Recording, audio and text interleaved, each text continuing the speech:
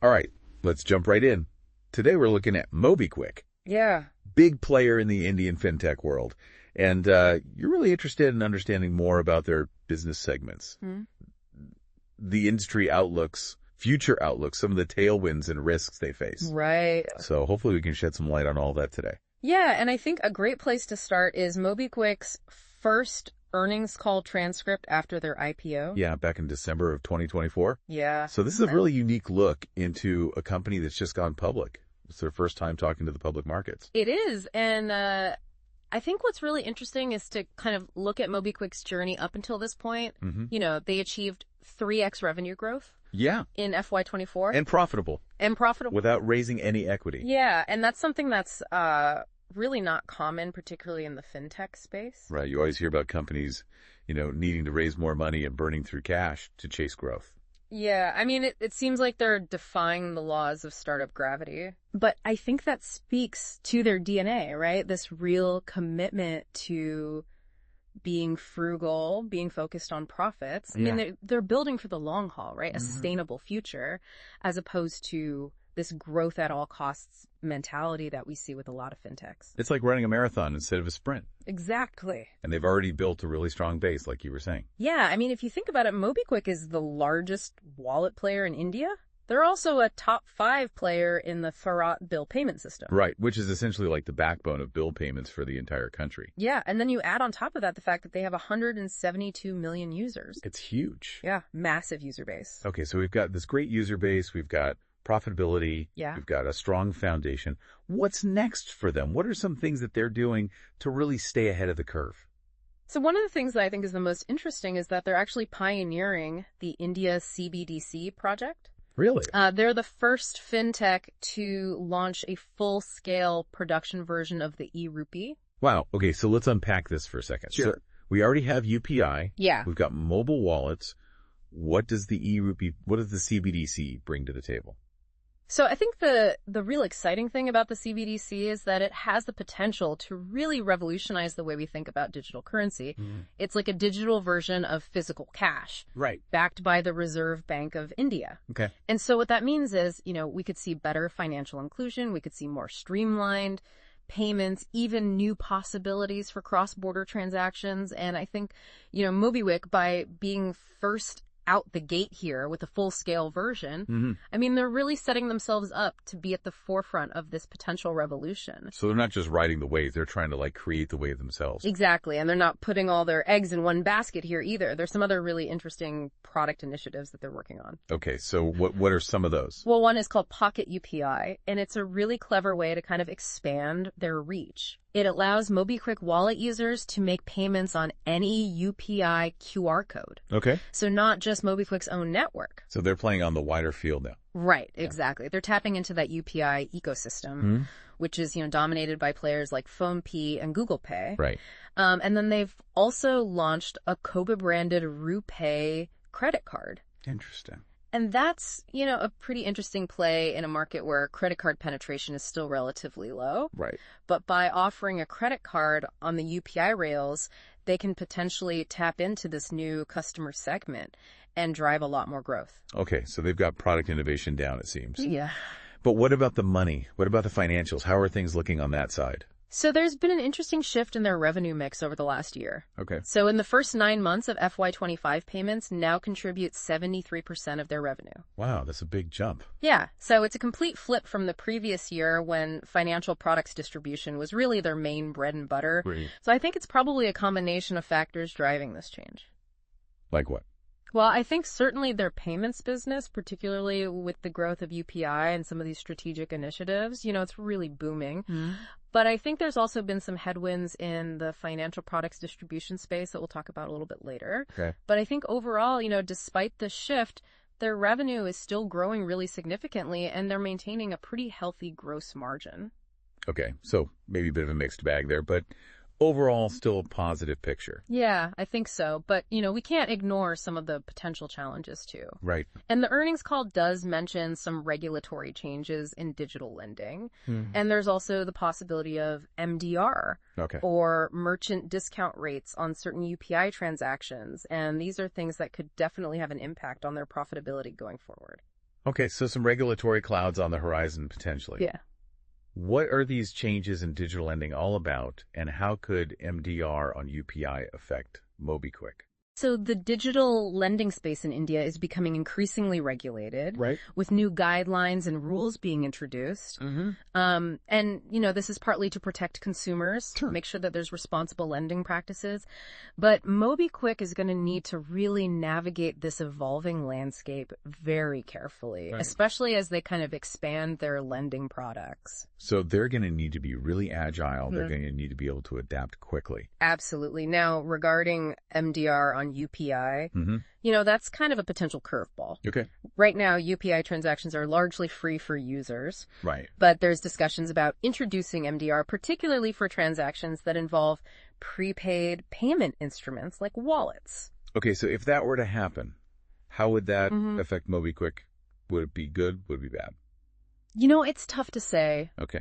On the one hand, it could create a new revenue stream for them. Okay. Right? They could potentially charge a small fee for those transactions. Right. On the other hand, it could also make their wallet less attractive compared to other UPI apps that don't involve a wallet. So, it's a bit of a double-edged sword. Yeah. So it's a really interesting dynamic landscape, a company that's in the middle of a big transition, a potential revolution in how we think about digital currency. Yeah. And some regulatory hurdles to overcome. Absolutely. And I think we've only just scratched the surface here. There's a lot more to unpack, but why don't we take a pause when we come back? We'll go deeper into some of the specifics of Mobikwik's product offerings, the risks they face, and how they're trying to mitigate them. That sounds good. I'm hooked. Yeah, I think it's going to be really interesting. So, before the break, we were talking about that shift towards payments revenue for Mobikwik. Yeah. Really dramatic change. Yeah, it is. And it kind of makes you wonder, how's that going to affect their overall business model moving forward? Yeah, right? Because you have to remember, they were initially quite reliant on distributing financial products, acting as that bridge between consumers and lenders. Right. And so with their payments business really booming now, especially with the wallet and the UPI services, right, they're not as dependent on that revenue stream. Right. So they've got more options now, more flexibility. Yeah, exactly. And diversified their income streams, which is usually a good thing in business. It helps to mitigate risk, makes them less vulnerable to fluctuations in any one market. Okay. But even with that shift, they're not completely immune to challenges. Right. And we did touch upon some headwinds in unsecured lending. Yeah. Particularly impacting their ZIP and ZZIP EMI products. Right, those short-term, small-ticket loans. Right. What's the issue there? Is it just increased competition, or is there something else going on? Well, competition's always a factor, but there are also some broader market forces at work. Okay. So the unsecured lending market in India is facing some regulatory tightening and a general softening. Lenders are becoming more cautious, particularly when it comes to these smaller ticket loans. And that directly impacts Mobikwik's ZIP product, which is, focused on that segment. Okay, so what are they doing to address this? Are they just sitting back hoping for the best, or are they being more proactive? No, they're definitely not sitting still. I mean, they're actively looking for new lending partners to diversify their portfolio, so they're not reliant on just a few sources for their loan products. Okay, makes sense. And they're also exploring some alternative products. Okay. Like FD-backed credit cards. Oh, okay. I've heard of those. So those are considered a type of secured lending, right? They are, and that's a key difference. Okay. So with an FD-backed credit card, the borrower's fixed deposit actually acts as collateral for the credit limit. And so that means less risk for Mobikwik and potentially more attractive terms for the consumer. Okay, so it's they're adapting to the changing appetite of the market. Unsecured lending is facing headwinds. They're okay, well, let's shift gears a little bit. Exactly. Explore some of these more secure options. Yeah, it shows agility, willingness to evolve. And, remember we talked about their DNA earlier. This is, they're not afraid to experiment, to pivot when necessary. And I think that's a big part of their success. Yeah, absolutely. And speaking of adapting and evolving, how are they dealing with the just incredibly intense competition in the Indian fintech space? I mean, these guys are up against some giants. PhonePe, Google Pay, Paytm. Right. How do they stand out in such a crowded market? That's a great question. And I think, their focus on differentiation is really key. Okay. So they're not trying to be everything to everyone. They're really playing to their strengths. Okay. Leveraging their dominance in the wallet space. Right. Their expertise in financial services distribution to carve out their own unique niche. So not just about being the biggest, it's about being the best at what they do. Yeah, exactly. And they're constantly innovating, finding ways to add value and offer something unique. Their early adoption of India's CBDC project is a perfect example. It was a bold move, but it shows they're not afraid to be pioneers. Yeah. They're trendsetters. Exactly. And even in areas where they face stiff competition like UPI, yeah, they're finding these creative ways to differentiate themselves. Right. Remember those products we talked about? Right. Pocket UPI, co-branded RuPay credit card. Those are prime examples of how they're thinking outside the box and finding, these little niches within this larger ecosystem. Yeah, it's like they're playing multidimensional chess. Yeah. Always thinking a few steps ahead.